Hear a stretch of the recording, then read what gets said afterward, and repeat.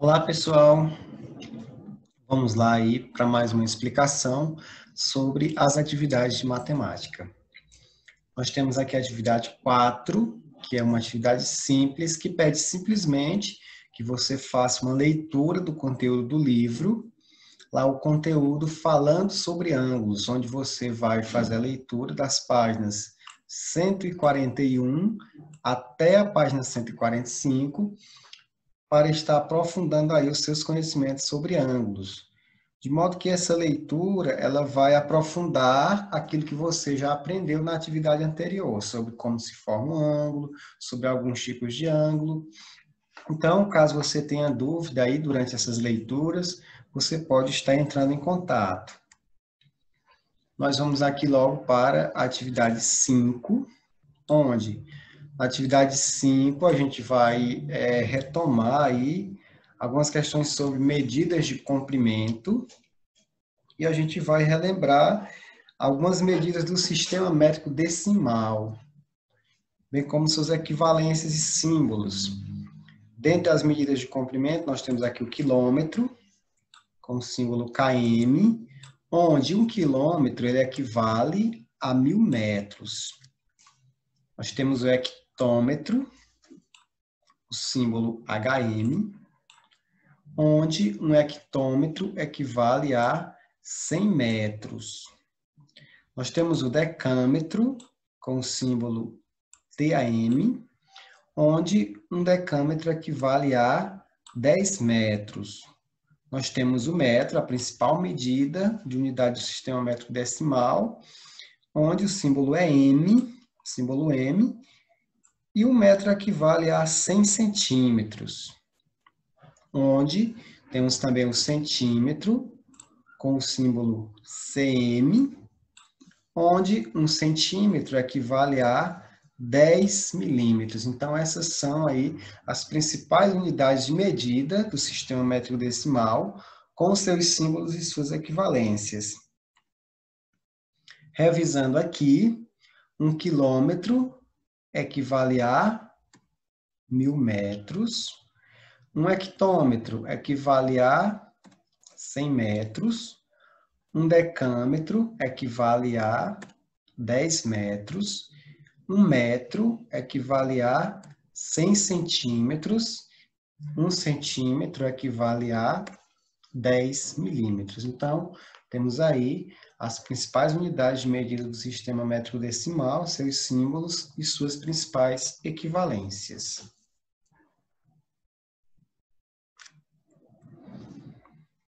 Após vocês compreenderem aí essas medidas e suas equivalências, símbolos, vocês vão ao livro didático e responderão as questões 1, 2, 3, 4 e 5, que está na página 248 do livro didático de vocês, onde a primeira questão pede o seguinte: a figura mostra uma régua graduada em centímetros, e cada um desses centímetros está dividido aí em 10 partes, que são os milímetros. Observe aqui o prego, bem como a régua medindo, né? Cada número aqui equivale a uma contagem de centímetros. A letra A lhe pergunta: qual é o comprimento do prego em centímetros? Então, você vai contar a quantidade de centímetros, colocar a vírgula e contar a quantidade de milímetros e colocar após a vírgula.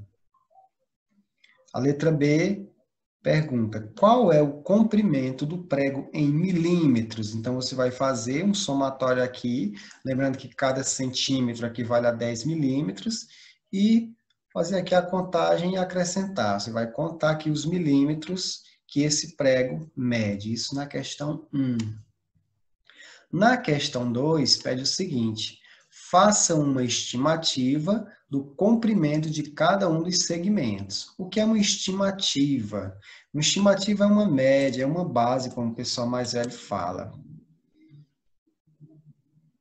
Então, vamos lá, fazer essas estimativas. Você vai olhar aqui, cada um desses segmentos tem o segmento AB, o segmento EF e o segmento GH.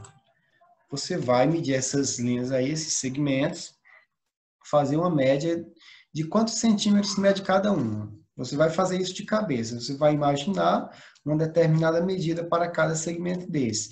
Depois, você vai anotar aqui o comprimento de cada um que você estimou. Por exemplo, aqui no segmento AB, eu imaginei que ele mede 2 centímetros. Aí eu coloco aqui, comprimento estimado, 2 cm, 2 centímetros.